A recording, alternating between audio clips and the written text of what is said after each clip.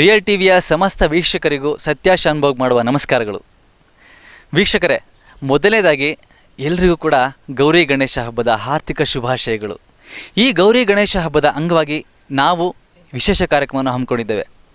ಈ ವಿಶೇಷ ಕಾರ್ಯಕ್ರಮದಲ್ಲಿ ನಾವಿರುವಂಥ ಜಾಗ ಬೆಂಗಳೂರಿನ ಕನಕಪುರ ರಸ್ತೆಯ ಅಗರಲ ತಾತ್ಕೋಣಿ ಗ್ರಾಮದ ಸ್ವಾನಂದ ಆಶ್ರಮ.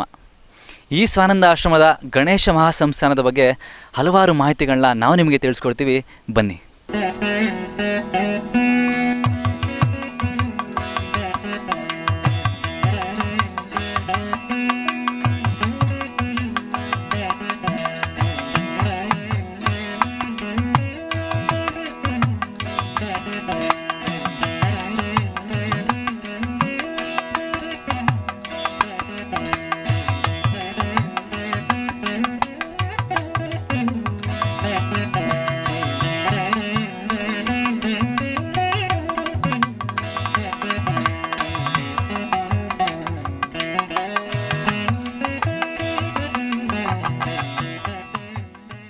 ನಾವೀಗ ಇರುವಂಥ ಒಂದು ಜಾಗ ಹೊಯ್ಸಳ ಶೈಲಿಯ ವಿಶ್ವರೂಪಿ ವಿನಾಯಕನ ಮಂಟಪ. ಈ ಒಂದು ಮಂಟಪದೊಳಗಡೆ ಗಣಪತಿಯ ವೈವಿಧ್ಯಮಯವಾದ ಒಂದು ಪ್ರಪಂಚನೇ ಇದೆ. ಆ ಒಂದು ಪ್ರಪಂಚದ ನೋಟ ನಿಮಗೆ ತೋರಿಸ್ತೀವಿ, ಬನ್ನಿ ನೋಡೋಣ.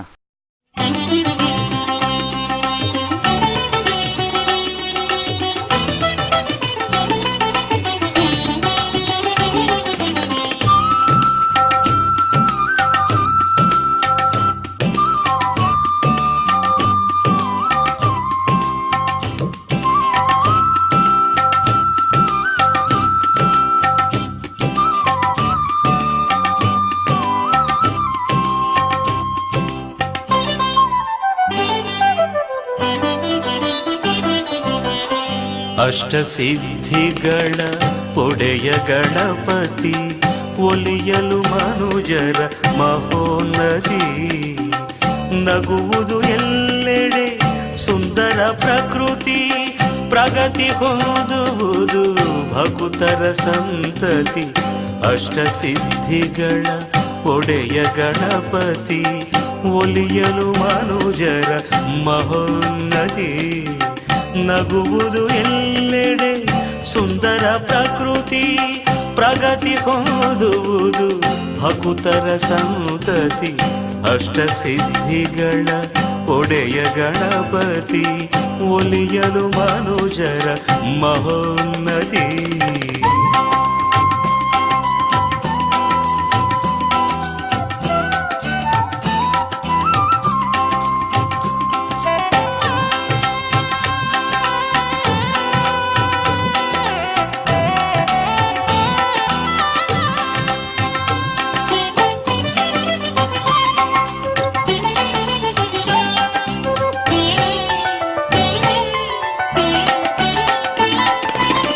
ಯೋಗಿಗೆ ದೊರೆಯುವುದು ಯೋಗ ಸಿದ್ಧಿ, ಹೋಗಿ ಹೊಂದುವನು ಭೋಗ ಸಿದ್ಧಿ.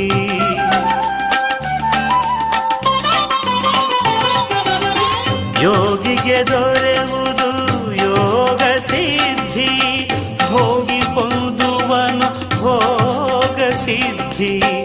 ಭಕ್ತರು ಪಡೆವರು ಇಹ ಪರ ಸದ್ಗತಿ, ಭಕ್ತರು ಪಡೆವರು ಇಹ ಪರ ಸದ್ಗತಿ. ನೆಲಸಿರೆ ಚೇತರಿ ಚೈತನ್ಯ ಮೂರ್ತಿ, ಅಷ್ಟಸಿದ್ಧಿಗಳ ಒಡೆಯ ಗಣಪತಿ, ಒಲಿಯಲು ಮನುಜರ ಮಹೋನ್ನತಿ. ನಗುವುದು ಎಲ್ಲೆಡೆ ಸುಂದರ ಪ್ರಕೃತಿ, ಪ್ರಗತಿ ಹೊಂದುವುದು ಭಕುತರ ಸಂತತಿ. ಅಷ್ಟಸಿದ್ಧಿಗಳ ಒಡೆಯ ಗಣಪತಿ, ಒಲಿಯಲು ಮನುಜರ ಮಹೋನ್ನತಿ. ನಾವೀಗ ಮಾದರಿ ಮಂಟಪದ ಒಳಭಾಗದಲ್ಲಿದ್ದೇವೆ. ಹಾಗಾದರೆ ಈ ಒಂದು ಮಂಟಪದ ವೈಶಿಷ್ಟ್ಯತೆ ಆದರೂ ಏನು, ಅದು ಹಿನ್ನೆಲೆ ಆದರೂ ಏನು ಅಂತ ಪ್ರಣವರ ಹತ್ರ ಕೇಳಿ ತಿಳ್ಕೊಳ್ಳೋಣ, ಬನ್ನಿ. ಈ ಸ್ವಾನಂದಾಶ್ರಮದ ಆವರಣದಲ್ಲಿ ಇಲ್ಲೊಂದು ವಿಶೇಷವಾದಂತಹ ಸ್ಥಾನ ನೀವೆಲ್ಲ ನೋಡ್ತಾ ಇದ್ದೀರಾ. ವಿನಾಯಕ ವಿಶ್ವರೂಪ ಮಂಟಪ ಅಂತ ಹೇಳಿ ನಾವೀಗ ಅದರ ಆವರಣದಲ್ಲಿ ನಾವು ನಿಂತು ಈ ಒಂದು ದೃಶ್ಯಾವಳಿ ನೋಡ್ತಾ ಇದ್ದೇವೆ. ಇದು ಭಾಳ ವಿಶೇಷವಾದಂತಹ ಒಂದು ಮಂಟಪದ ಮಾದರಿ. ಇದು ಹೊಯ್ಸಳ ಶೈಲಿಯಲ್ಲಿ ಈ ಒಂದು ಮಂಟಪದ ಮಾದರಿಯನ್ನು ನಾವು ತಯಾರು ಮಾಡಿದ್ದೇವೆ. ಹೊಯ್ಸಳ ಶೈಲಿನೇ ನೀವು ಯಾಕೆ ಮಾದರಿಗೆ ಇಟ್ಕೊಂಡಿದ್ದೀರಾ? ಯಾಕೆ ಹೊಯ್ಸಳ ಶೈಲಿಯಲ್ಲೇ ನಿಮಗೆ ಮಂಟಪ ನಿರ್ಮಾಣ ಮಾಡಬೇಕು ಅಂತ ಅನ್ನಿಸ್ತು? ಕರ್ನಾಟಕದಲ್ಲಿ ಅನೇಕ ಶೈಲಿ ಪ್ರಕಾರದ ವಾಸ್ತುಶಿಲ್ಪಗಳನ್ನು ನಾವು ನೋಡ್ತೇವೆ.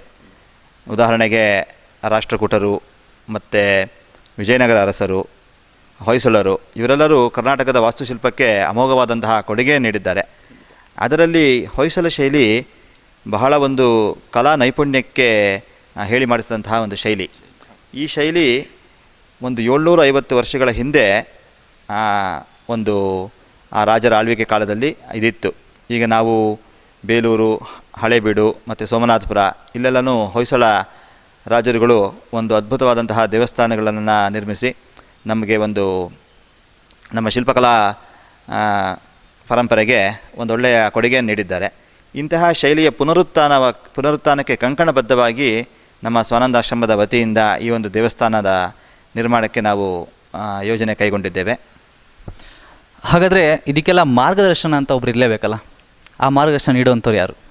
ಖಂಡಿತ ನಮ್ಮ ಎಲ್ಲ ಆಧ್ಯಾತ್ಮಿಕ ಮತ್ತು ಧಾರ್ಮಿಕ ಮತ್ತು ಸಾಮಾಜಿಕ ಚಟುವಟಿಕೆಗಳ ಮೂಲ ಶಕ್ತಿಯಾಗಿ ನಿಂತವರೇ ಪರಮಪೂಜ್ಯ ಸೋಂದಾಸ್ ವರ್ಣವಲ್ಲಿ ಮಹಾಸಂಸ್ಥಾನದ ಶ್ರೀಮದ್ ಜಗದ್ಗುರು ಶಂಕರಾಚಾರ್ಯ ಶ್ರೀ ಶ್ರೀ ಗಂಗಾಧರೇಂದ್ರ ಸರಸ್ವತಿ ಮಹಾಸ್ವಾಮಿಗಳವರು.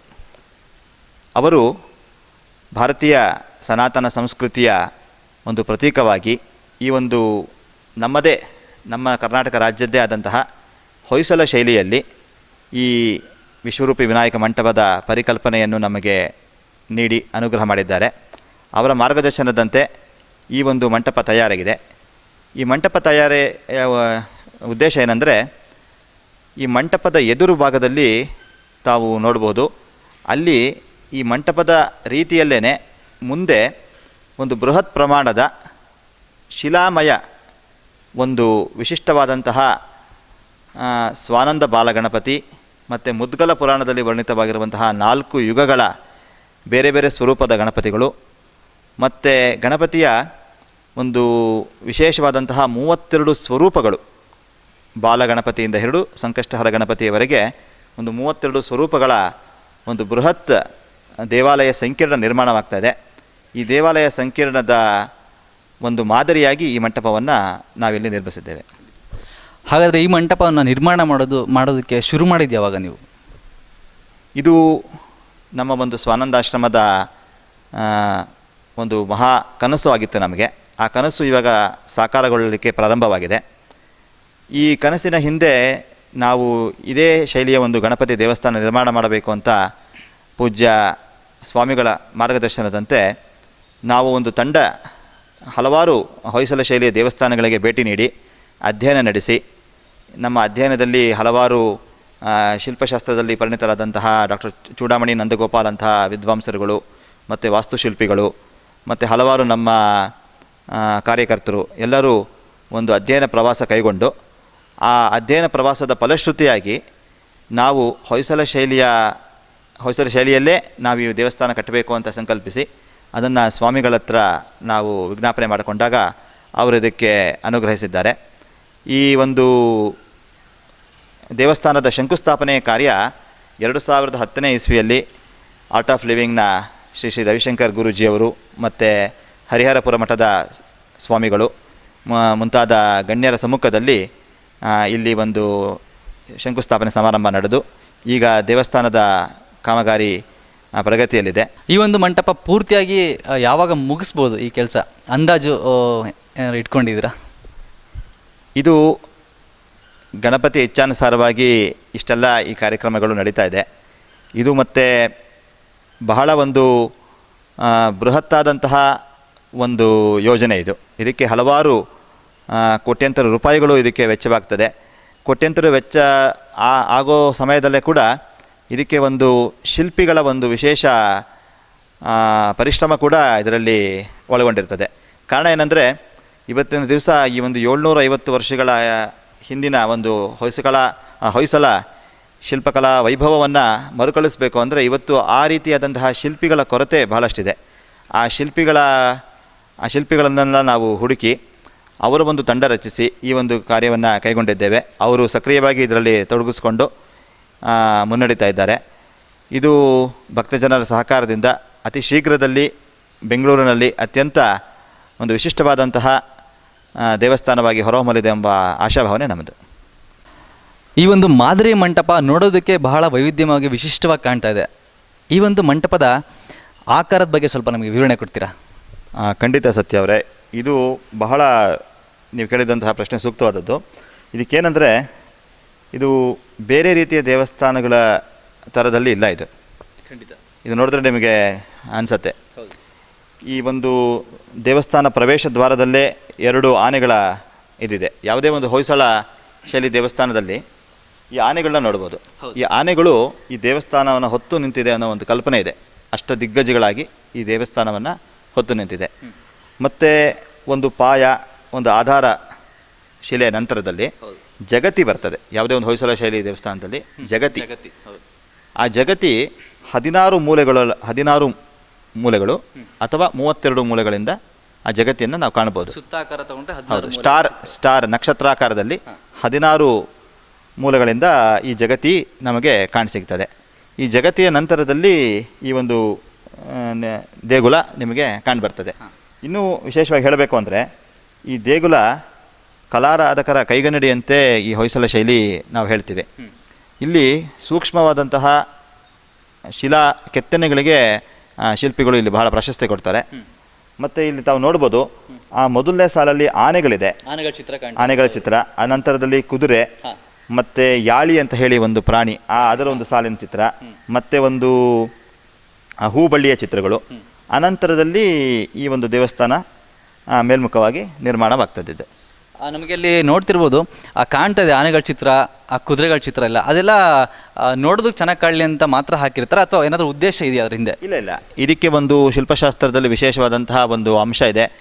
ಅದೇ ರೀತಿಯಲ್ಲಿ ಇಲ್ಲಿ ನಮ್ಮ ಸ್ವಾಮಿಗಳ ಆಶಯ ಮತ್ತು ನಮ್ಮೆಲ್ಲರ ಆಶಯದಂತೆ ಈ ಒಂದು ದೇವಸ್ಥಾನ ಏನಿದೆ ಅದು ಆಗಮಶಾಸ್ತ್ರ, ಶಿಲ್ಪಶಾಸ್ತ್ರ ಮತ್ತು ವಾಸ್ತುಶಾಸ್ತ್ರದ ಪ್ರಕಾರವಾಗಿಯೇ ಇಲ್ಲಿ ನಿರ್ಮಾಣ ಆಗ್ತಾ ಇರೋದು. ಇದರಲ್ಲಿ ಯಾವುದೇ ತರಹದ ಒಂದು ಲೋಪವು ಬರದಿರೋ ರೀತಿಯಲ್ಲಿ ಅತ್ಯುನ್ನತ ಮಟ್ಟದಲ್ಲಿ ಈ ಶಿಲ್ಪಗಳನ್ನು ತಯಾರು ಮಾಡಿ ಈ ದೇವಸ್ಥಾನ ಇಲ್ಲಿ ನಿರ್ಮಾಣ ಆಗ್ತಾಯಿದೆ.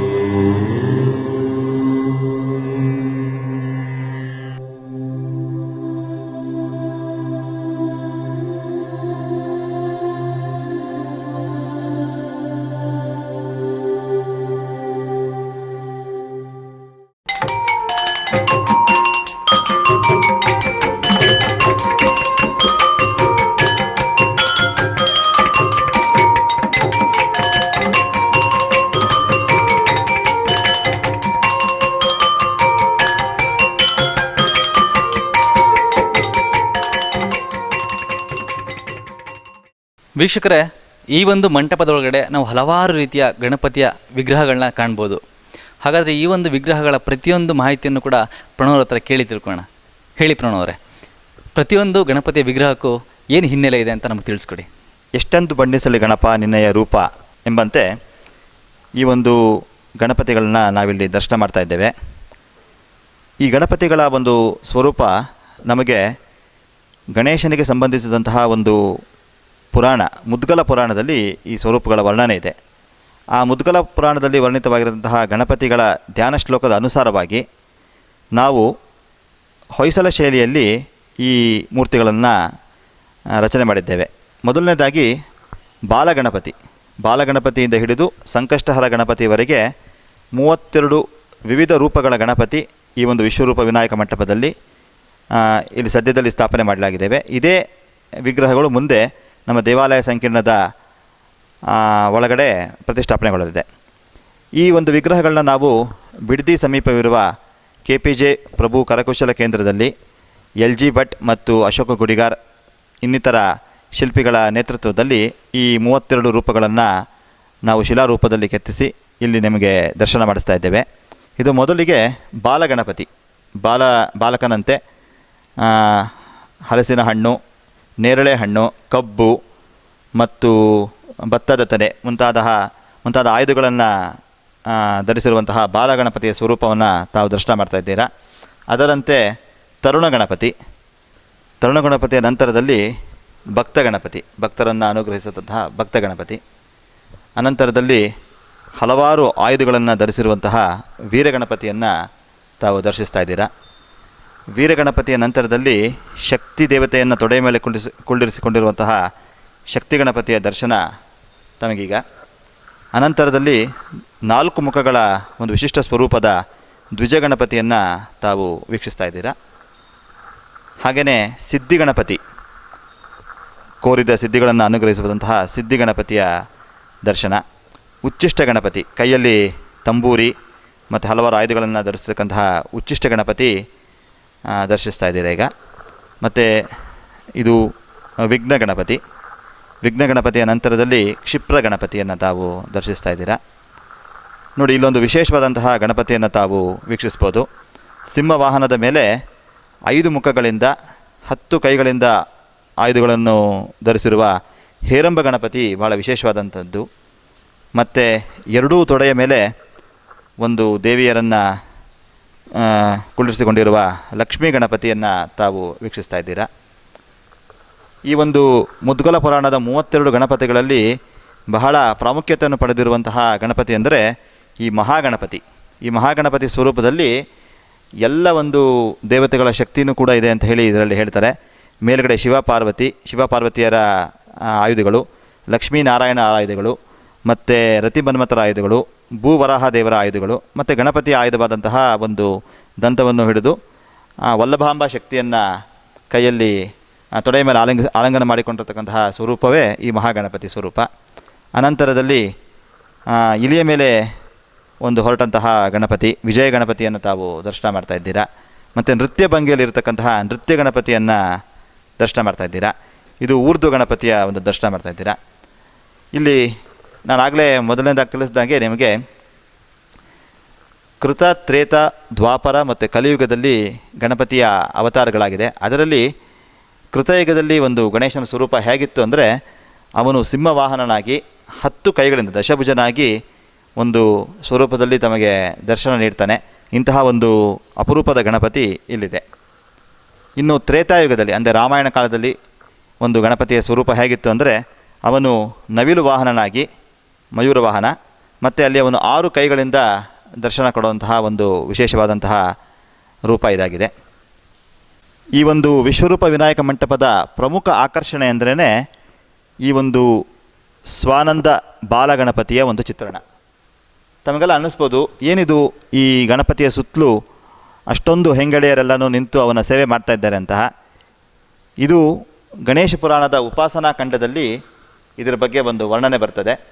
ಏನಂದರೆ, ಸತ್ಯಲೋಕ ಬ್ರಹ್ಮದೇವರ ಒಂದು ಲೋಕ, ಅದೇ ರೀತಿ ವೈಕುಂಠದಲ್ಲಿ ವಿಷ್ಣು, ಕೈಲಾಸದಲ್ಲಿ ಪರಶಿವ ಹೇಗೆ ವಾಸ ಮಾಡ್ತಾನೋ, ಗಣಪತಿಗೂ ಒಂದು ಪ್ರತ್ಯೇಕವಾದಂತಹ ಒಂದು ಲೋಕವಿದೆ. ಆ ಲೋಕ ನಮ್ಮ ಭೂಲೋಕದಿಂದ 21ನೇ ಲೋಕವಾಗಿ ಇದೆ ಅಂತ ಹೇಳಿ ಪುರಾಣದಲ್ಲಿ ವರ್ಣಿತವಾಗಿದೆ. ಒಮ್ಮೆ ಕೃತಯುಗದಲ್ಲಿ ಗಣಪತಿ ದೇವಾಂತಕ ಮತ್ತು ನರಾಂತಕ ಎಂಬ ರಾಕ್ಷಸರ ಸಂಹಾರಕ್ಕೋಸ್ಕರವಾಗಿ ಭೂಲೋಕದಲ್ಲಿ ಕಶ್ಯಪ ಮತ್ತು ಅದಿತಿಯರ ಪುತ್ರನಾಗಿ ಅವತಾರ ತಾಳಿ ಈ ದೈತ್ಯ ಸಂಹಾರ ಕಾರ್ಯವನ್ನು ನಡೆಸಿದ ಮೇಲೆ ಆ ಅವತಾರ ನಡೆದಂತಹ ಸ್ಥಳ ಕಾಶಿಪಟ್ಟಣ. ಆ ಕಾಶಿಪಟ್ಟಣದ ರಾಜ ಕಾಶಿ ರಾಜನೆಂದು ಪ್ರಸಿದ್ಧ. ಅವನು ಪರಮ ಗಣೇಶ ಭಕ್ತ. ಅವನು ಒಂದು ದೇಹಾಂತ್ಯ ನಂತರದಲ್ಲಿ ಅವನು ಗಣೇಶ ಲೋಕವನ್ನು ಸೇರ್ತಾನೆ.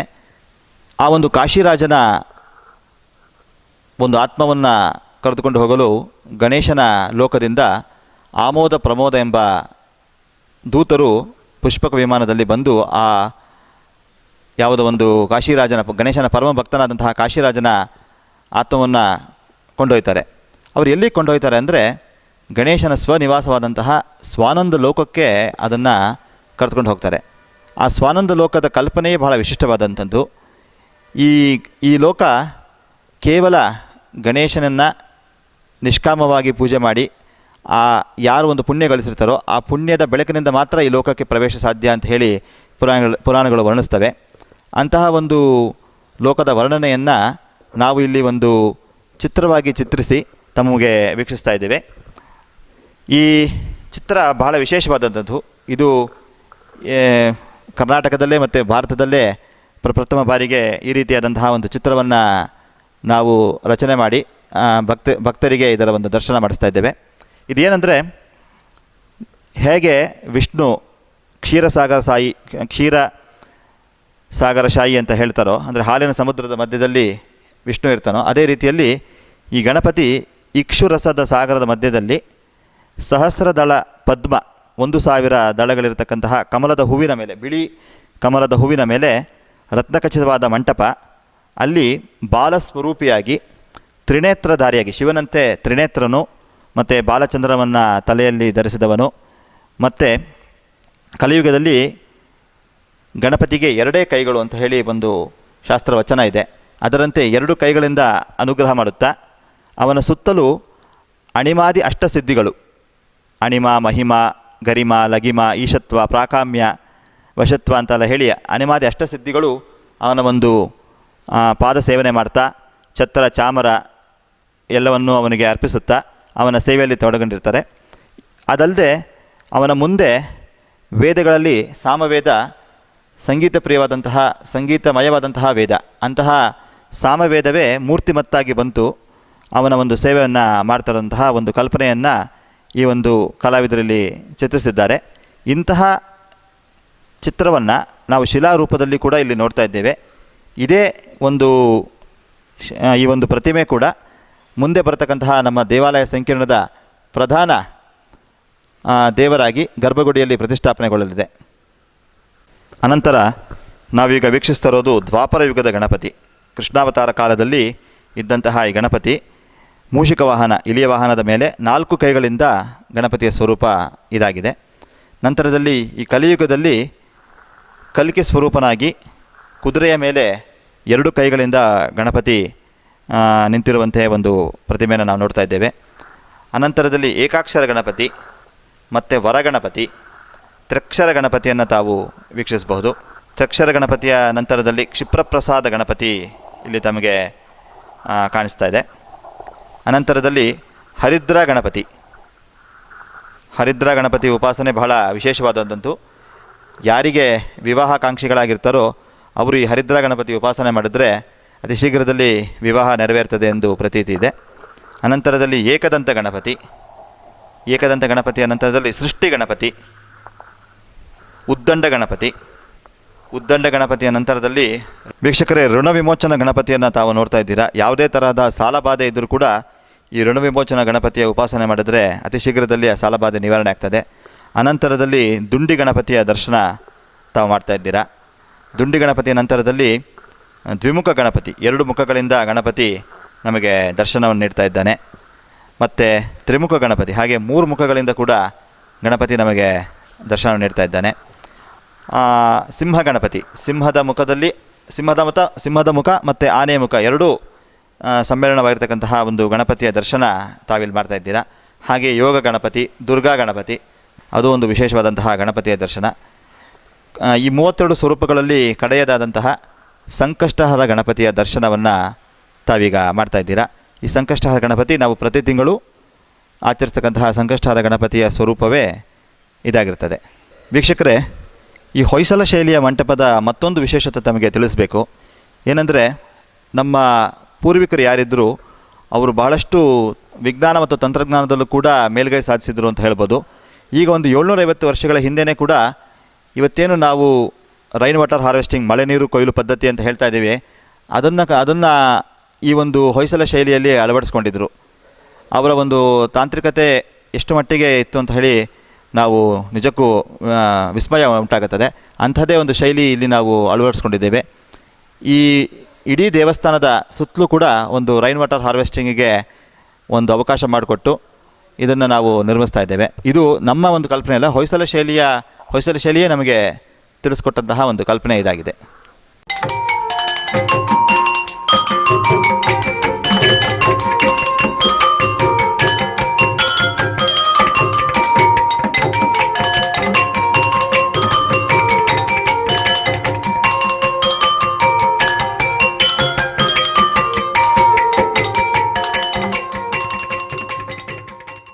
ರಿಯಲ್ ಟಿವಿಯ ವೀಕ್ಷಕರಿಗೊಂದು ಹೊಸ ವಿನೂತನ ಕಾರ್ಯಕ್ರಮ ರಿಯಲ್ ಅಂತ್ಯಾಕ್ಷರಿ.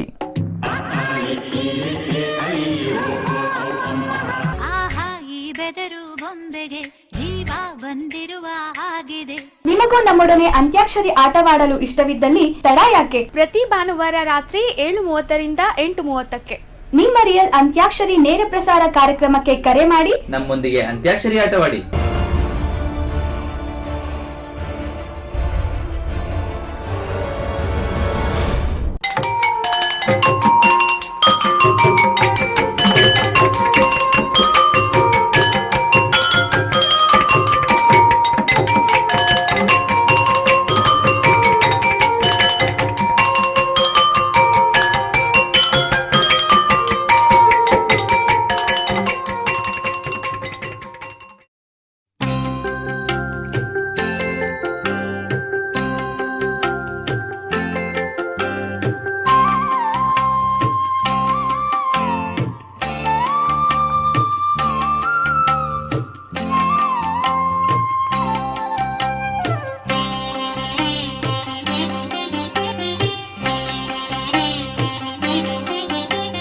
ಶ್ರೀ ಮಹಾಗಣಪತಿ ಪಾದಕ್ಕೆ ಭಕ್ತಿ ಕುಸುಮ ಸಮರ್ಪಣೆ. ಸಕಲ ಕಲಾ ಸನ್ನಿಧಾನದಿ ನಮ್ಮ ಆತ್ಮ ನಿವೇದನೆ. ಶ್ರೀ ಮಹಾಗಣಪತಿ ಪಾದಕ್ಕೆ ಭಕ್ತಿ ಕುಸುಮ ಸಮರ್ಪಣೆ. ಸಕಲ ಕಲಾ ಸನ್ನಿಧಾನದಿ ನಮ್ಮ ಆತ್ಮ ನಿವೇದನೆ. ಶ್ರೀ ಮಹಾಗಣಪತಿ ಪಾದಕ್ಕೆ ಭಕ್ತಿ ಕುಸುಮ ಸಮರ್ಪಣೆ.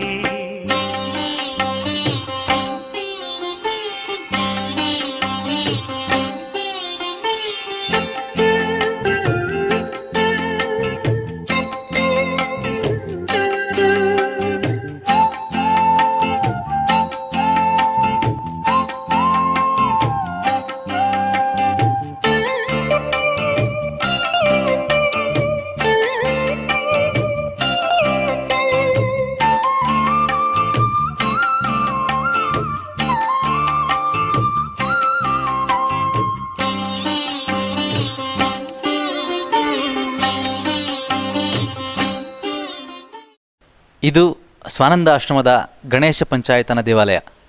ಈ ದೇವಾಲಯದ ಬಗ್ಗೆ, ಈ ದೇವಾಲಯದ ಮಹಿಮೆಯನ್ನು ಪ್ರಣವ್ ಅವರು ನಮಗೆ ತಿಳಿಸ್ಕೊಡ್ತಾರೆ. ತಾವೀಗ ಏನು ವೀಕ್ಷಿಸ್ತಾ ಇದ್ದೀರಾ, ಇದು ಮಹಾಗಣಪತಿ ಪಂಚಾಯತನ ದೇವಸ್ಥಾನ ಅಂತ ಹೇಳಿ ಇದಕ್ಕೆ ಕರೀತಾರೆ. ಇದು ಕೂಡ ಒಂದು ಹೊಯ್ಸಳ ಶೈಲಿಯಲ್ಲೇ ಕಟ್ಟಿರೋದಂಥದ್ದು. ನಾವು ಅಧ್ಯಯನ ಪ್ರವಾಸ ಕೈಗೊಂಡು ಒಂದು ಮಾದರಿ ದೇವಸ್ಥಾನ ನಿರ್ಮಾಣ ಮಾಡಲಿಕ್ಕೆ ಸಂಕಲ್ಪ ಮಾಡಿದಾಗ ಅದರ ಒಂದು ಫಲಶ್ರುತಿಯಾಗಿ ಈ ದೇವಸ್ಥಾನ 2007ನೇ ಇಸ್ವಿಯಲ್ಲಿ ನಮ್ಮ ಪೂಜ್ಯ ಗುರುಗಳಾದಂತಹ ಸ್ವರ್ಣವಲ್ಲಿ ಮಠದ ಗುರುಗಳಿಂದಲೇ ಈ ಒಂದು ದೇವರ ಪ್ರತಿಷ್ಠಾಪನೆ ಆಗಿದೆ. ಈ ಮಹಾಗಣಪತಿ ಪಂಚಾಯತನ ದೇವಸ್ಥಾನದ ವೈಶಿಷ್ಟ್ಯ ಏನೆಂದರೆ, ಕೇವಲ ಗಣಪತಿ ಒಬ್ಬನನ್ನೇ ಪ್ರಧಾನವಾಗಿ ಆರಾಧನೆ ಮಾಡೋದಲ್ಲದೆ ಅವನ ಸುತ್ತಲೂ ಅವನ ಪರಿವಾರ ದೇವತೆಗಳಾದಂತಹ ಶಿವ, ವಿಷ್ಣು, ದುರ್ಗೆ ಮತ್ತು ಸೂರ್ಯ ಇವರನ್ನು ಕೂಡ ಇಲ್ಲಿ ಸ್ಥಾಪಿಸಿ ಸಮಾನ ಪೀಠದಲ್ಲಿ ಈ ಒಂದು ಗಣಪತಿಯನ್ನು ನಾವು ಆರಾಧನೆ ಮಾಡ್ತಾ ಇದ್ದೇವೆ. ಈ ದೇವಸ್ಥಾನದ ಶಿಲಾವಿನ್ಯಾಸದ ವಿಶೇಷತೆ ಏನಾದರೂ ನಮಗೆ ತಿಳಿಸ್ಕೊಡ್ತೀರಾ? ಇಲ್ಲಿ ತಾವು ಗಮನಿಸ್ಬೋದು, ಮೊದಲನೇ ಸಾಲಲ್ಲಿ ಆನೆ, ಅನಂತರ ಒಂದು ಎತ್ತಿನ ಆಕೃತಿ ಕಾಣ್ತಾ ಇದೆ, ಮತ್ತು ಯಾಳಿ, ನವಿಲು, ಹೂಬಳ್ಳಿ ಈ ರೀತಿ ಕಾಣಿಸ್ತಾ ಇದೆಯಲ್ಲ. ಮತ್ತು ಈ ಕಡೆ ಕೂಡ ನಾವು ನೋಡಿದಾಗ ಗರುಡನ ಒಂದು ಆಕೃತಿ ಕಾಣಿಸ್ತಾ ಇದೆ. ಇಲ್ಲಿ ಏನಂದರೆ, ಶಿವ ಮತ್ತು ವಿಷ್ಣುವಿಗೆ ಭೇದವನ್ನು ಕಲ್ಪಿಸದೆ ಶಿವನ ವಾಹನವಾದಂತಹ ನಂದಿ ಮತ್ತು ವಿಷ್ಣುವಿನ ವಾಹನವಾದಂತಹ ಗರುಡನನ್ನು ಸಮಾನವಾಗಿ ನಾವಿಲ್ಲಿ ಪೂಜೆ ಮಾಡ್ತಾ ಇದ್ದೇವೆ. ಮತ್ತು ತಾವು ಇನ್ನೂ ಒಂದು ವಿಶೇಷ ಗಮನಿಸ್ಬೋದು, ಯಾವುದೇ ಒಂದು ಹೊಯ್ಸಳ ದೇವಸ್ಥಾನದಲ್ಲೂ ಕೂಡ ಈ ರೀತಿಯಾದಂತಹ ಕೆತ್ತನೆ ಇರ್ತದೆ. ಆ ದೇವಸ್ಥಾನದ ಮೇಲ್ಭಾಗದಲ್ಲಿ ಏನು ನೋಡ್ತಾ ಇದ್ದೀರಾ, ಆ ಬೋರ್ಡ್ ಕೆಳಗಡೆ ಅಲ್ಲಿ ಗಣಪತಿ ನೃತ್ಯ ಭಂಗಿಯಲ್ಲಿದ್ದು ಅವನ ಅಕ್ಕಪಕ್ಕದಲ್ಲಿ ಮಕರ ತೋರಣಗಳಿವೆ, ಅಂದರೆ ಮೊಸಳೆ ರೀತಿಯಲ್ಲಿ ಒಂದು ಶಿಲ್ಪಾಕೃತಿ ಇದೆ. ಇದು ಭಾಳ ವಿಶೇಷ. ಮತ್ತು ಈ ದೇವಸ್ಥಾನ ಕೂಡ ನಕ್ಷತ್ರಾಕಾರ ಮಂಡಲದಲ್ಲೇ ಮತ್ತು ಜಗತಿಯ ಒಂದು ಮೇಲ್ಭಾಗದಲ್ಲಿ ಈ ಒಂದು ದೇವರನ್ನು ಪ್ರತಿಷ್ಠಾಪನೆ ಮಾಡಿ ಈ ಒಂದು ಮಹಾಗಣಪತಿ ಪಂಚಾಯತನ ದೇವಸ್ಥಾನ ನಡೆಯುತ್ತೆ. ಈ ಸುತ್ತಲೂ ಒಂದು ಪ್ರಶಾಂತವಾದ ವಾತಾವರಣದಲ್ಲಿ ಇಲ್ಲಿ ಕುಳಿತು ಧ್ಯಾನವನ್ನು ಮಾಡಿದರೆ ನಮ್ಮ ಎಷ್ಟೋ ಒಂದು ಮನಸ್ಸಿನ ದುಗುಡ ಕಳೀತದೆ ಅಂತ ಹೇಳಿ ಭಕ್ತರ ಅನಿಸಿಕೆ ಇಲ್ಲಿದೆ. ಒಟ್ಟಾರೆ ಗಣೇಶ ಪಂಚಾಯತನ ದೇವಸ್ಥಾನದ ವಿಶೇಷ ಅಂದರೆ ಸಮಾನತೆನೇ ಎತ್ತಿಡಿಯುತ್ತೆ ಅಂತ ಹೇಳ್ಬೋದಲ್ವಾ? ಹೌದು. ಇಲ್ಲಿ ಪೂಜ್ಯ ಶಂಕರಾಚಾರ್ಯರು ತಿಳಿಸ್ತಕ್ಕಂತಹ ಒಂದು ತತ್ವವೇ ಅದು. ಶಿವ, ವಿಷ್ಣು, ಶಕ್ತಿ ಮತ್ತು ಸೂರ್ಯ ಮತ್ತು ಗಣಪತಿ ಎಲ್ಲರೂ ಕೂಡ ಸಮಾನರು, ಅವರಲ್ಲಿ ಯಾವುದೇ ತರಹ ಭೇದ ಭಾವಗಳು ಇರಬಾರದು ಅಂತ ಹೇಳಿ ಈ ಒಂದು ಉಪಾಸನಾ ಪದ್ಧತಿಯನ್ನು ಅವರು ನಮಗೆ ತಿಳಿಸ್ಕೊಟ್ಟಿದ್ದಾರೆ. ಅದೇ ಕ್ರಮದಲ್ಲಿ ಇಲ್ಲಿ ಪೂಜೆಗಳು ನಡೀತದೆ. ಹಾಗಾದರೆ ಗಣೇಶ ಪಂಚಾಯತನ ದೇವಸ್ಥಾನದಲ್ಲಿ ಯಾವ್ಯಾವ ಸಮಯದಲ್ಲಿ ಯಾವ್ಯಾವ ರೀತಿ ವಿಶೇಷ ಪೂಜೆಗಳು ನಡೆಯುತ್ತೆ? ಇಲ್ಲಿ ವಿಶೇಷ ಪೂಜೆಗಳು ಬಹಳಷ್ಟು ನಡೆಯುತ್ತದೆ. ಒಂದು, ಪ್ರತಿ ಮಾಸದ ಸಂಕಷ್ಟಹರ ಚತುರ್ಥಿಯಂದು ರಾತ್ರಿ ಕಾಲದಲ್ಲಿ ಇಲ್ಲಿ ವಿಶೇಷ ಪೂಜೆ ನಡೆದು ಇಲ್ಲಿ ಭಕ್ತಾದಿಗಳೆಲ್ಲ ಆಗಮಿಸಿ ಪೂಜೆಯಲ್ಲಿ ಭಾಗವಹಿಸಿ ಪ್ರಸಾದ ಸ್ವೀಕರಿಸ್ತಾರೆ. ಅನಂತರದಲ್ಲಿ ಶಿವರಾತ್ರಿ ದಿವಸ 4 ಯಾಮಗಳಲ್ಲಿ ಶಿವನಿಗೆ ಇಲ್ಲಿ ಅಭಿಷೇಕ ನಡೆದು ಶಿವರಾತ್ರಿ ಇಲ್ಲಿ ವಿಶೇಷವಾಗಿ ಆಚರಿಸ್ತೇವೆ. ಮತ್ತು ನವರಾತ್ರಿಯಲ್ಲೂ ಕೂಡ ದುರ್ಗಾ ಸನ್ನಿಧಾನ ಇರೋದರಿಂದ ನವರಾತ್ರಿಯಲ್ಲೂ ಇಲ್ಲಿ ವಿಶೇಷವಾದಂತಹ ಪೂಜೆಗಳು ನಡೀತದೆ. ಮತ್ತು ವಿಶೇಷವಾಗಿ ರಥಸಪ್ತಮಿ ದಿವಸ ಬೆಳಿಗ್ಗೆ ಸೂರ್ಯೋದಯ ಕಾಲದಲ್ಲಿ ಇಲ್ಲಿ ಸೂರ್ಯ ನಮಸ್ಕಾರ, ಸೂರ್ಯ ಮಂತ್ರದಿಂದ ಹೋಮ ಇದೆಲ್ಲ ಇಲ್ಲಿ ವಿಶೇಷವಾಗಿ ಆಚರಿಸ್ತದೆ. ಇಲ್ಲಿ ಏನೇ ಒಂದು ಕಾರ್ಯಕ್ರಮ ಆದರೂ ಕೂಡ ಎಲ್ಲ ವೈದಿಕ ರೀತಿಯಲ್ಲಿ ಇಲ್ಲಿ ಒಂದು ಕಾರ್ಯಕ್ರಮಗಳು ನಡೀತದೆ. ಅಂತಹ ಒಂದು ಪ್ರಶಾಂತ ವಾತಾವರಣದಲ್ಲಿ ಈ ದೇಗುಲ ನಿರ್ಮಾಣವಾಗಿದೆ.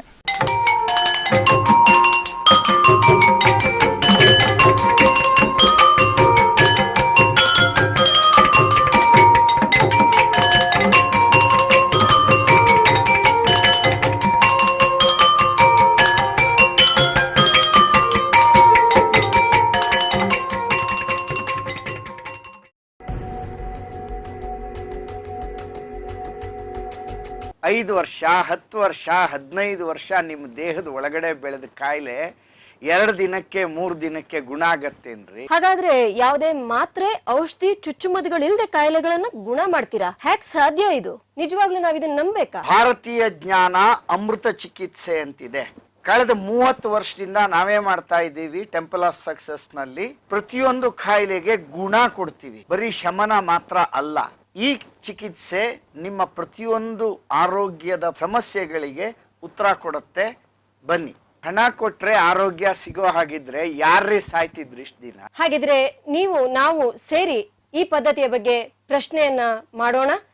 ತಪ್ಪದೆ ವೀಕ್ಷಿಸಿ. ಪ್ರತಿ ಸೋಮವಾರ ಸಂಜೆ 7 ರಿಂದ 8 ಗಂಟೆಯವರೆಗೆ ನಮ್ಮ ಟೆಂಪಲ್ ಆಫ್ ಸಕ್ಸಸ್ ಆರೋಗ್ಯ ನಿಧಿ ಕಾರ್ಯಕ್ರಮದಲ್ಲಿ ನಿಮ್ಮ ರಿಯಲ್ ಟಿವಿಯಲ್ಲಿ.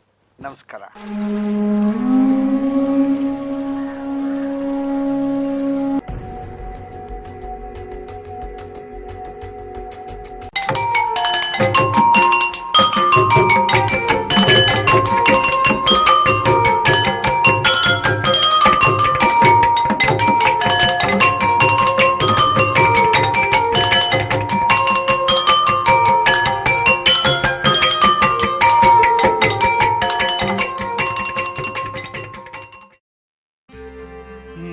ಮೂಷಿಕವಾಹನ ಮೋದಕ ಹಸ್ತ ಚಾಮರಕರ್ಣ ವಿಳಂಬಿತ ಸೂತ್ರ ವಾಮನ ರೂಪ ಮಹೇಶ್ವರ ಪುತ್ರ ವಿಘ್ನ ವಿನಾಶಕ ಪಾದ ನಮಸ್ತೆ ನಮಸ್ತೆ ನಮಸ್ತೆ ನಮಃ. ಶರಣು ಶರಣಯ್ಯ ಶರಣು ಬೆನಕ ನೀಡಯ್ಯ ಬಾಳೆಲ್ಲ ಬೆಳಗುವ ಬೆಳಕ.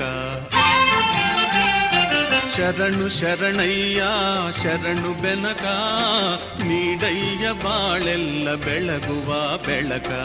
ನಿನ್ನ ನಂಬಿದ ಜನಕ್ಕೆ ಇಹುದಯ್ಯ ಎಲ್ಲ ಸುಖ ತಂದೆ ಕಾಯೋ ನಮ್ಮ ಕರಿಮುಖ. ಶರಣು ಶರಣಯ್ಯ ಶರಣು ಬೆನಕ ನೀಡಯ್ಯ ಬಾಳೆಲ್ಲ ಬೆಳಗುವ ಬೆಳಕ.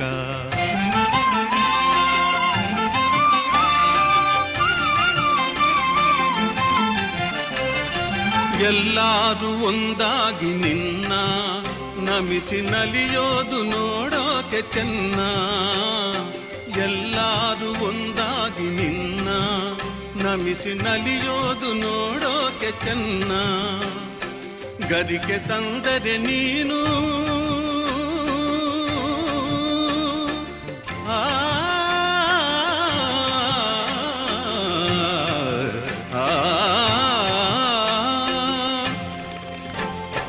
ಗದಿಗೆ ತಂದರೆ ನೀನು ಕೊಡುವೆ ವರವನ್ನ. ಗತಿ ನೀನೆ ಗಣಪನೆ ಕೈ ಹಿಡಿಯು ಮುನ್ನ.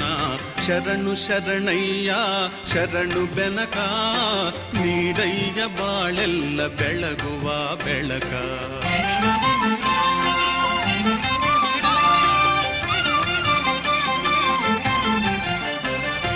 ಸೂರ್ಯನೆದುರಲ್ಲಿ ಮಂಜು ಕರಗುವ ರೀತಿ, ನಿನ್ನ ನೆನೆಯಲು ಒಡನೆ ಓಡುವುದು ಭೀತಿ. ಸೂರ್ಯನೆದುರಲ್ಲಿ ಮಂಜು ಕರಗುವ ರೀತಿ, ನಿನ್ನ ನೆನೆಯಲು ಒಡನೆ ಓಡುವುದು ಭೀತಿ. ನೀಡಯ್ಯ ಕಷ್ಟಗಳ ಗೆಲ್ಲುವ ಶಕುತಿ, ತೋರಯ್ಯ ನಮ್ಮಲ್ಲಿ ನಿನ್ನಯ ಪ್ರೀತಿ. ಶರಣು ಶರಣಯ್ಯ ಶರಣು ಬೆನಕ, ನೀಡಯ್ಯ ಬಾಳೆಲ್ಲ ಬೆಳಗುವ ಬೆಳಕ. ನಿನ್ನ ನಂಬಿದ ಜನಕ್ಕೆ ಇಹುದಯ್ಯ ಎಲ್ಲ ಸುಖ ತಂದೆ ಕಾಯೋ ನಮ್ಮ ಕರಿಮುಖ. ಶರಣು ಶರಣಯ್ಯ ಶರಣು ಬೆನಕ, ನೀಡಯ್ಯ ಬಾಳೆಲ್ಲ ಬೆಳಗುವ ಬೆಳಕ. ಬೆನಕ ಬೆನಕ ಏಕದಂತ, ಪಚ್ಚೆಕಲ್ಲು ಪಾಣಿಮೆಟ್ಲು ಒಪ್ಪುವ ವಿಘ್ನೇಶ್ವರ ನಿನಗೆ 21 ನಮಸ್ಕಾರಗಳು.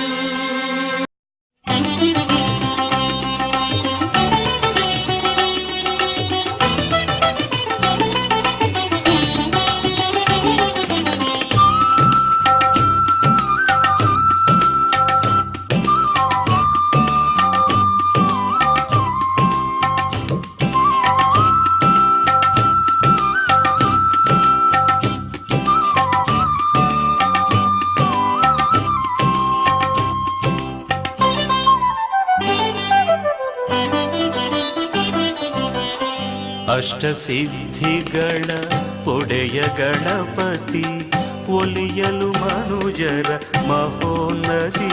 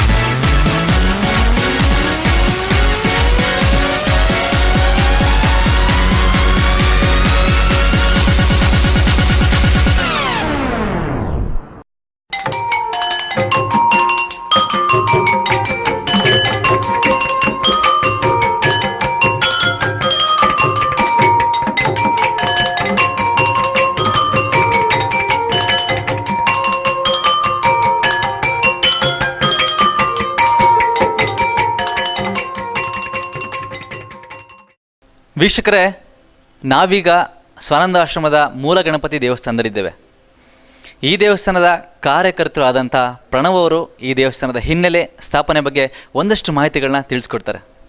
ಈ ಒಂದು ಸ್ವಾನಂದಾಶ್ರಮದ ಬಗ್ಗೆ ಒಂದೆರಡು ಮಾತು ಹೇಳಲಿಕ್ಕೆ ಇಷ್ಟಪಡ್ತೇನೆ. ಸ್ವಾನಂದಾಶ್ರಮ ಗಣೇಶ ಪುರಾಣದಲ್ಲಿ ವರ್ಣಿತವಾಗಿರತಕ್ಕಂತಹ ಗಣೇಶನ ಸ್ವನಿವಾಸವಾದಂತಹ ಸ್ವಾನಂದ ಲೋಕದ ಹೆಸರನ್ನು ಹೊತ್ತು ಇದು ಸ್ಥಾಪನೆಯಾಗಿದೆ. ಅಕ್ಷಯನಾಮ ಸಂವತ್ಸರದಲ್ಲಿ ಈ ಒಂದು ಗಣಪತಿಯ ಮೂಲ ಮೂರ್ತಿ ಸ್ಥಾಪನೆಯಾಗಿ ಇಲ್ಲಿ ದಿನನಿತ್ಯ ಗಣಹೋಮ ಮತ್ತು ಶುದ್ಧ ಚೌತಿಯಂದು ವಿಶೇಷವಾಗಿ ಮಹಾಗಣಪತಿ ಹೋಮ, ಸಂಕಷ್ಟಹರ ಚತುರ್ಥಿಯಂದು ವಿಶೇಷ ಪೂಜೆಗಳು ನಡೆದು ಬರ್ತದೆ. ಈಗ ಗಣಪತಿ ಹಬ್ಬದಿಂದ ಅನಂತ ಚತುರ್ದಶಿವರೆಗೆ ವಿವಿಧ ರೀತಿಯ ಹೋಮ ಹವನಾದಿಗಳು ಮತ್ತು ಕಲಾ ಮಹೋತ್ಸವ, ಅದರ ಒಂದು ಕಾರ್ಯಕ್ರಮ ಕೂಡ ಇಲ್ಲಿ ನಡೀತಾ ಇದೆ. ಈ ದೇವಸ್ಥಾನ ಸ್ಥಾಪನೆ ಆಗಿದ್ದು ಯಾವಾಗ? ಇದು 1990ನೇ ಇಸ್ವಿಯಲ್ಲಿ ಸ್ಥಾಪನೆ ಆಗಿದೆ. ಶಿರಸಿ ಸೋಂದಾ ಸ್ವರ್ಣವಲ್ಲಿ ಮಹಾಸಂಸ್ಥಾನದ ಶ್ರೀಮದ್ ಜಗದ್ಗುರು ಶಂಕರಾಚಾರ್ಯ ಶ್ರೀ ಶ್ರೀ ಗಂಗಾಧರೇಂದ್ರ ಸರಸ್ವತಿ ಮಹಾಸ್ವಾಮಿಗಳು ನಮ್ಮ ಎಲ್ಲ ಧಾರ್ಮಿಕ ಕೈಂಕರ್ಯಗಳಿಗೆ ಮಾರ್ಗದರ್ಶಕರಾಗಿ ನಮ್ಮ ಗುರುಗಳಾಗಿ ನಮ್ಮನ್ನು ಮುನ್ನಡೆಸ್ತಾ ಇದ್ದಾರೆ. ಪ್ರಣವ್ ಅವರೇ, ನನಗೆ ಇನ್ನೊಂದು ಗಣಪತಿ ಕಣ್ಣಿಗೆ ಕಾಣ್ತಾ ಇದೆ. ಅಲ್ಲಿ ಕಾಣ್ತಿರೋ ಗಣಪತಿ ವರದ ಗಣಪತಿ ಅಂತ ಕೂಡ ಬೋರ್ಡ್ ನನಗೆ ಕಾಣಿಸ್ತು. ಆ ಗಣಪತಿಯನ್ನು ಪ್ರತಿಷ್ಠಾಪನೆ ಯಾವಾಗ ಮಾಡ್ತೀರಾ, ವಿಸರ್ಜನೆ ಯಾವಾಗ ಮಾಡ್ತೀರಾ, ಸ್ವಲ್ಪ ತಿಳಿಸ್ಕೊಡಿ. ನೀವೇನು ನೋಡ್ತಾ ಇದ್ದೀರಾ, ಈ ಒಂದು ಮಣ್ಣಿನ ವಿಗ್ರಹ ಗಣಪತಿ, ಇದು ಶ್ರಾವಣ ಮಾಸದ ಶುದ್ಧ ಚತುರ್ಥಿಯಿಂದ ಭಾದ್ರಪದ ಮಾಸದ ಶುದ್ಧ ಚತುರ್ಥಿಯವರೆಗೆ ನಡೆಸುವಂತಹ ಒಂದು ವಿಶೇಷವಾದ ವ್ರತ. ಇದಕ್ಕೆ ವರದ ಗಣಪತಿ ವ್ರತ, ದೂರ್ವಾ ಗಣಪತಿ ವ್ರತ ಅಂತ ಹೇಳಿ ಇದಕ್ಕೆ ಹೆಸರು. ಈ ಶ್ರಾವಣ ಮಾಸದಲ್ಲಿ ಸಾಲು ಸಾಲು ಹಬ್ಬಗಳು ಬರ್ತದೆ. ಈ ಹಬ್ಬಗಳ ಮಧ್ಯೆಯಲ್ಲೂ ಕೂಡ ಈ ಗಣಪತಿಯನ್ನು ಕಲ್ಪೋಕ್ತವಾಗಿ ಇಲ್ಲಿ ಪ್ರತಿ ದಿವಸವೂ ಅರ್ಘ್ಯ, ಪಾದ್ಯ, ಆಚಮನೀಯ ಎಲ್ಲ 16 ಬಗೆಯ ಉಪಚಾರಗಳಿಂದ ಇಲ್ಲಿ ಒಂದು ಈ ಗಣಪತಿಯ ಪೂಜೆ ನಡೀತದೆ. ಇದರ ವಿಶೇಷ ಏನಂದರೆ ಕೋರಿದ ವರಗಳನ್ನು ನೀಡುವಂತಹ ಒಂದು ಗಣಪತಿಯ ವ್ರತವಾಗಿದೆ. ಈಗ ವಿವಾಹಾಕಾಂಕ್ಷಿಗಳು ಮತ್ತು ಸಂತಾನಾಪೇಕ್ಷಿಗಳು, ವಿದ್ಯೆ, ಬುದ್ಧಿ ಮತ್ತು ಯಾವುದೇ ರೀತಿಯಾದಂತಹ ಒಂದು ಸಮಸ್ಯೆಗಳು ಇದ್ದರೂ ಕೂಡ ಈ ಒಂದು ವ್ರತಾಚರಣೆಯಿಂದ ಅವರ ಕಾರ್ಯಗಳೆಲ್ಲ ಸಿದ್ಧಿಸುತ್ತೆ ಅಂತ ಹೇಳಿ ಭಕ್ತರು ನಂಬಿ ಈ ಒಂದು ವ್ರತವನ್ನು ಆಚರಿಸ್ತಾರೆ. ಇಲ್ಲಿ ಶ್ರಾವಣ ಮಾಸದ ಶುದ್ಧ ಚತುರ್ಥಿಯಿಂದ ಭಾದ್ರಪದ ಮಾಸದ ಶುದ್ಧ ಚತುರ್ಥಿವರೆಗೆ 1 ತಿಂಗಳು ಪ್ರತಿ ದಿವಸವೂ ಇಲ್ಲಿ ಈ ವ್ರತ ನಡೆದು ಭಾದ್ರಪದ ಶುದ್ಧ ಪಂಚಮಿಯಂದು ಗಣಪತಿ ಹಬ್ಬದ ಮಾರನೇ ದಿವಸ ಇಲ್ಲಿ ಒಂದು ಉದ್ಯಾಪನ ಹೋಮ, ಸಹಸ್ರಮೋದಕ, ಅಷ್ಟದ್ರವ್ಯಗಳಿಂದ ಸಹಸ್ರಮೋದಕ ಹೋಮ ನಡೆದು ಅನಂತರ ಇದರ ವಿಸರ್ಜನೆ ನಡೀತದೆ. ಇದು ಇಲ್ಲಿನ ವಿಶೇಷತೆ. ಮತ್ತು ಇಲ್ಲಿ ಈ ಗಣಪತಿಗೆ ಕಲ್ಪೋಕ್ತವಾಗಿ ಸಹಸ್ರನಾಮಪೂರ್ವಕ ಅರ್ಚನೆ ನಡೆದು ಮೋದಕ ನೈವೇದ್ಯ ಎಲ್ಲ ನಡೆಯೋದು ಇಲ್ಲಿ ವಿಶೇಷ. ಗಣಪತಿ ಹಬ್ಬದ ಪ್ರಯುಕ್ತ ನೀವು ಏನೆಲ್ಲ ಕಾರ್ಯಕ್ರಮಗಳನ್ನ ಹಮ್ಮಿಕೊಂಡಿದ್ದೀರಾ?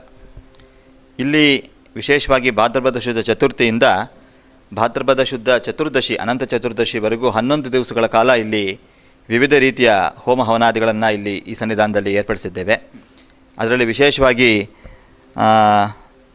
ಹಿರಣ್ಯಗರ್ಭ ಗಣಪತಿ ಹೋಮ ಮತ್ತು ವರದ ಗಣಪತಿ ಉದ್ಯಾಪನ ಹೋಮ, ಸುಬ್ರಹ್ಮಣ್ಯ ಹೋಮ, ದುರ್ಗಾ ಹೋಮ, ಚಂಡಿಕಾ ಹೋಮ ಮತ್ತು ಮೇಧಾ ಸರಸ್ವತಿ ಹೋಮ, ಧನ್ವಂತರಿ ಹೋಮ, ಸಂತಾನ ಗೋಪಾಲಕೃಷ್ಣ ಹೋಮ ಮತ್ತು ಸೂರ್ಯ ಸೂಕ್ತ ಹೋಮ, ಇದೆಲ್ಲ ಇಲ್ಲಿ ವಿಶೇಷವಾಗಿ ಈ ಒಂದು ಕ್ಷೇತ್ರದಲ್ಲಿ ನಡೆಯುತ್ತೆ. ಮತ್ತು ಇಲ್ಲಿ ಒಂದು ಗಣೇಶನನ್ನು ವಿವಿಧ ಕಲಾ ಮಾಧ್ಯಮಗಳಲ್ಲಿ ಅವನನ್ನು ಅಭಿವ್ಯಕ್ತಿಗೊಳಿಸುವಂತಹ ಒಂದು ಕಲಾ ಮಹೋತ್ಸವ ಕಾರ್ಯಕ್ರಮದ ಒಂದು ಕಾರ್ಯಗಳೆಲ್ಲ ನಡೆದಿದ್ದು, ಅದರ ಒಂದು ಪ್ರಶಸ್ತಿ ವಿತರಣಾ ಸಮಾರಂಭ ಕೂಡ ಸೆಪ್ಟೆಂಬರ್ 7ನೇ ತಾರೀಕಿನ ದಿವಸ ಬೆಳಿಗ್ಗೆ ಇಲ್ಲಿ ಇದೇ ಆವರಣದಲ್ಲಿ ನಾವು ಹಮ್ಮಿಕೊಂಡಿದ್ದೇವೆ. ಮತ್ತು ಇಲ್ಲಿ ಕೇವಲ ಧಾರ್ಮಿಕ ಚಟುವಟಿಕೆಗಳಷ್ಟೇ ಅಲ್ಲದೆ ಈ ಸುತ್ತಮುತ್ತಲಿನ ಬಡ ಮಕ್ಕಳಿಗೆ ಒಂದು ವಿದ್ಯಾಭ್ಯಾಸದ ನೆರವನ್ನು ಒದಗಿಸುವಂತಹ ಒಂದು ವಿಶಿಷ್ಟವಾದಂತಹ ಯೋಜನೆ, ವಿದ್ಯಾಚೇತನ ಯೋಜನೆ. ಒಂದು 10 ವರ್ಷಗಳಿಗೆ ಇದನ್ನು ಪ್ರಾರಂಭ ಮಾಡಿದ್ವಿ. 15 ಮಕ್ಕಳಿಂದ ಪ್ರಾರಂಭವಾದಂತಹ ಈ ವಿದ್ಯಾಚೇತನ ಯೋಜನೆ ಇವತ್ತು ಈ ಸುತ್ತಮುತ್ತಲಿನ ಬಡ ಮಕ್ಕಳು ಏನಿದ್ದಾರೆ 1,000 ಮಕ್ಕಳಿಗೆ ನಾವು ಉಚಿತವಾದಂತಹ ಸಮವಸ್ತ್ರ, ನೋಟ್ ಪುಸ್ತಕ ಮತ್ತು ಶೂಸ್ ಅದೆಲ್ಲನೂ ನಾವು ಇಲ್ಲಿ ವಿತರಣೆ ಮಾಡ್ತಾ ಇದ್ದೇವೆ. ಇದರಿಂದ ಹಲವಾರು ಕುಟುಂಬಗಳಿಗೆ ಒಂದು ದಾರಿದೀಪವಾಗಿದೆ. ಇದೆಲ್ಲದಕ್ಕೂ ನಮಗೆ ಭಕ್ತರ ಸಹಕಾರ ಮತ್ತು ನಮ್ಮ ಮಹಾಸ್ವಾಮಿಗಳವರ ಅನುಗ್ರಹದಿಂದ ಎಲ್ಲ ಕಾರ್ಯಗಳು ಧಾರ್ಮಿಕ, ಆಧ್ಯಾತ್ಮಿಕ ಮತ್ತು ಸಾಮಾಜಿಕ ಕಾರ್ಯಗಳಿಗೂ ನಡೀತಾ ಬರ್ತಾ ಇದೆ. ಪ್ರಣವ್ ಅವರೇ, ಇವಾಗಿನ ಕಾಲದಲ್ಲಿ ಒಂದು ಸಹಾಯ ಮಾಡೋದಕ್ಕೆ ಮುಂದಾಗೋದಿಲ್ಲ ಯಾವ ಜನ ಕೂಡ. ಅಂಥದ್ರಲ್ಲಿ ನೀವು 1,000 ಮಕ್ಕಳಿಗೆ ಪ್ರತಿ ವರ್ಷ ಅವರ ಬಡ ಮಕ್ಕಳಿಗೆ ಯೂನಿಫಾರ್ಮ್ ಇರ್ಬೋದು, ಶೂಸ್ ಇರ್ಬೋದು, ಇಂಥ ಎಲ್ಲ ವ್ಯವಸ್ಥೆಯನ್ನು ಮಾಡಿಕೊಡ್ತೀನಿ ಅಂತ ಹೇಳಿದ್ರಿ. ತುಂಬಾ ಹೆಮ್ಮೆ ಪಡುವಂಥ ವಿಷಯ. ಹಾಗಾದರೆ ಈ ವಿದ್ಯಾಚೇತನ ಜೊತೆಗೆ ಸಾಮಾಜಿಕ ಸೇವೆ ಇರ್ಬೋದು, ಆಧ್ಯಾತ್ಮ ಸೇವೆ ಇರ್ಬೋದು, ಏನೆಲ್ಲ ಹಮ್ಮಿಕೊಳ್ತೀರಾ ನೀವು? ಇಲ್ಲಿ ಕೇವಲ ಒಂದು ಧಾರ್ಮಿಕ ಕಾರ್ಯಗಳು ಅಲ್ಲದೆ ಹಲವಾರು ಸಾಮಾಜಿಕ ಚಟುವಟಿಕೆಗಳು ನಾನು ಏನು ನಡೆಸ್ತೀವಿ ಅಂತ ನಿಮಗೆ ಹೇಳಿದ್ದೇನೆ. ಅದರಲ್ಲಿ ವಿದ್ಯಾಚೇತನ ಬಹಳ ಪ್ರಮುಖವಾದಂತಹ ಒಂದು ಕಾರ್ಯಕ್ರಮ. ಅದರೊಟ್ಟಿಗೆ ನಾವಿಲ್ಲಿ ಒಂದು ಗೋಶಾಲೆ ಅಭಿವೃದ್ಧಿ ಮಾಡಿ ಇಲ್ಲಿ ಒಂದು 10 ಹಸುಗಳನ್ನ ಇಲ್ಲಿ ಸಾಕಿ ಅದನ್ನು ಒಂದು ಗೋ ಅಭಿವೃದ್ಧಿಯನ್ನು ನಾವು ಇಲ್ಲಿ ಮಾಡ್ತಾಯಿದ್ದೇವೆ. ಅದಲ್ಲದೆ ಭಕ್ತಾದಿಗಳು ತಮ್ಮ ಮನೆಯಲ್ಲಿ ಪೂಜಿಸ್ತಕ್ಕಂತಹ ಗಣಪತಿ ವಿಗ್ರಹಗಳನ್ನು ನಮ್ಮ ಆಶ್ರಮದ ಆವರಣದಲ್ಲಿರತಕ್ಕಂತಹ ಒಂದು ಜಲಾಶಯದಲ್ಲಿ ಬಿಡಲಿಕ್ಕೆ ವಿಸರ್ಜನೆ ಮಾಡಲಿಕ್ಕೆ ಅವಕಾಶ ಮಾಡಿದ್ದೇವೆ. ಇಲ್ಲಿ ಪರಿಸರ ಸ್ನೇಹಿಯಾಗಿ ಅವರು ಇಲ್ಲಿ ಬಂದು ವಿಸರ್ಜನೆ ಕಾರ್ಯಕ್ರಮದಲ್ಲಿ ಪಾಲ್ಗೊಳ್ಬೋದು. ಅದಲ್ಲದೆ ನಾವಿಲ್ಲಿ ಹಲವಾರು ಚಟುವಟಿಕೆಗಳು ನಡೆಸ್ತಾ ಇರ್ತೀವಿ. ಗಣಪತಿಗೆ ಮಂಗಳವಾರ ಪ್ರಿಯವಾದ ದಿವಸವಾದ್ದರಿಂದ ಅವನಿಗೆ ಇಲ್ಲಿ ಭಜನಾ ಕಾರ್ಯಕ್ರಮ ಇಲ್ಲಿ ವಿಶೇಷವಾಗಿ ನಡೆಯುತ್ತೆ. ಭಜನಾ ಸತ್ಸಂಗ ಕಾರ್ಯಕ್ರಮ ಎಲ್ಲ ನಡೆಯುತ್ತೆ. ಮತ್ತು ನಾವು ಒಂದು ಜ್ಞಾನ ಕಾರ್ಯವಾಗಿ ಇಲ್ಲಿ ಹಲವಾರು ಪುಸ್ತಕಗಳನ್ನು ಪ್ರಕಟಣೆ ಮಾಡಿದ್ದೇವೆ. ಕನ್ನಡದ ಕಂಪನಿಯಲ್ಲಿ ಕರಿವದನ ಮತ್ತು ಮಹಾಗಣಪತಿ ಸಹಸ್ರನಾಮ ಸ್ತೋತ್ರದ ಬಗ್ಗೆ ಒಂದು ಪುಸ್ತಕ, ಮತ್ತು ಸ್ವಾನಂದ ವಿಶೇಷಾಂಕ ಅಂತ ಹೇಳಿ ನಮ್ಮ ಸ್ವಾನಂದ ಕಲಾ ಮಹೋತ್ಸವದ ಕಾಲದಲ್ಲಿ ಒಂದು ಗಣಪತಿಯ ಕುರಿತಾದಂತಹ ಲೇಖನಗಳಿರ್ತಕ್ಕಂತಹ ಒಂದು ಪುಸ್ತಕ. ಹೀಗೆ ಹಲವಾರು ಜ್ಞಾನ ಕಾರ್ಯಕ್ರಮಗಳು ಮತ್ತು ಆಧ್ಯಾತ್ಮಿಕ ಕಾರ್ಯಕ್ರಮಗಳು, ಸಾಮಾಜಿಕ ಕಾರ್ಯಕ್ರಮಗಳನ್ನ ನಡೆಸ್ಕೊಡ್ತಾ ಗಣಪತಿಯ ಒಂದು ಅನುಗ್ರಹಕ್ಕೆ ಎಲ್ಲರೂ ಪಾತ್ರರಾಗಬೇಕು, ಇದೇ ನಮ್ಮ ಬದುಕಿನ ಧ್ಯೇಯವಾಗಬೇಕು ಅನ್ನೋ ಒಂದು ದೃಷ್ಟಿಯೊಂದಿಗೆ ಈ ಒಂದು ಕಾರ್ಯಕ್ರಮಗಳನ್ನ ಇಷ್ಟು ವರ್ಷಗಳ ನಡೆಸ್ಕೊಂಡು ಬರ್ತಾಯಿದ್ದೀವಿ. ಮುಂದಿನ ವರ್ಷ ನಮ್ಮದು ರಜತ ಮಹೋತ್ಸವ ಕಾರ್ಯಕ್ರಮವನ್ನು ಬಹಳ ವಿಜೃಂಭಣೆಯಿಂದ ಮತ್ತು ವೈವಿಧ್ಯಮಯವಾಗಿ ಆಚರಿಸಬೇಕು ಅನ್ನೋ ಒಂದು ಯೋಜನೆ ಕೂಡ ತಮಗೆ ತಿಳಿಸಲು ಇಚ್ಛಿಸುತ್ತೇನೆ. ಇಷ್ಟೊತ್ತು ಸ್ವಾನಂದ ಆಶ್ರಮದಲ್ಲಿ ನಡೆಯುವಂಥ ಸಾಮಾಜಿಕ, ಧಾರ್ಮಿಕ, ಕಲಾ ಮಹೋತ್ಸವ, ಹೀಗೆ ಹಲವಾರು ಚಟುವಟಿಕೆಗಳ ಬಗ್ಗೆ, ಈ ಸ್ವಾನಂದ ಆಶ್ರಮದ ದೇವಾಲಯಗಳ ಬಗ್ಗೆ ಸಾಕಷ್ಟು ಮಾಹಿತಿಗಳನ್ನ ನೀಡಿದ್ದೀರಾ. ನಿಮಗೆ ನಮ್ಮ ಕಾರ್ಯಕ್ರಮದಲ್ಲಿ ಧನ್ಯವಾದಗಳನ್ನ ಸಲ್ಲಿಸ್ತೀನಿ. ತಮಗೂ ತಮ್ಮ ವೀಕ್ಷಕರಿಗೂ ಮತ್ತೊಮ್ಮೆ ಗಣಪತಿ ಹಬ್ಬದ ಹಾರ್ದಿಕ ಶುಭಾಶಯಗಳನ್ನು ಸಲ್ಲಿಸುತ್ತಾ, ಸ್ವಾನಂದ ಗಣಪತಿ ಈ ಎಲ್ಲ ನಾಡಿನ ಜನರಿಗೆ ಕ್ಷೇಮವನ್ನು ಉಂಟು ಮಾಡಲಿ, ಅವರ ಕೋರಿದ ವರಗಳೆಲ್ಲನೂ ಅವನು ದಯಪಾಲಿಸಲಿ ಅಂತ ಹೇಳಿ ನಾನು ಆಶಿಸಿ ತಮಗೂ ಕೂಡ ತನ್ನ ವಂದನೆಗಳನ್ನ ಸಲ್ಲಿಸ್ತಾ ಇದ್ದೇನೆ. ಧನ್ಯವಾದ. ಇಷ್ಟೊತ್ತು ಗೌರಿ ಗಣೇಶ ಹಬ್ಬದ ಅಂಗವಾಗಿ ವಿಶೇಷ ಕಾರ್ಯಕ್ರಮದಲ್ಲಿ ಸ್ವಾನಂದ ಆಶ್ರಮದ ಗಣೇಶ ಮಹಾಸಂಸ್ಥಾನದ ಬಗ್ಗೆ ಹಲವಾರು ಮಾಹಿತಿಗಳನ್ನ ತಿಳ್ಕೊಂಡಿದ್ದೀವಿ. ಈಗ ಕಾರ್ಯಕ್ರಮನ ಮುಗಿಸುವಂಥ ಸಮಯ ಆಗಿದೆ. ನಾನು ಕೂಡ ಹೊರಡ್ತಾ ಇದ್ದೀನಿ. ಮತ್ತೊಮ್ಮೆ ಗೌರಿ ಗಣೇಶ ಹಬ್ಬದ ಹಾರ್ದಿಕ ಶುಭಾಶಯಗಳನ್ನ ಹೇಳ್ತಾ ನಾನು ಹೊರಡ್ತಾ ಇದ್ದೀನಿ. ನಮಸ್ಕಾರ.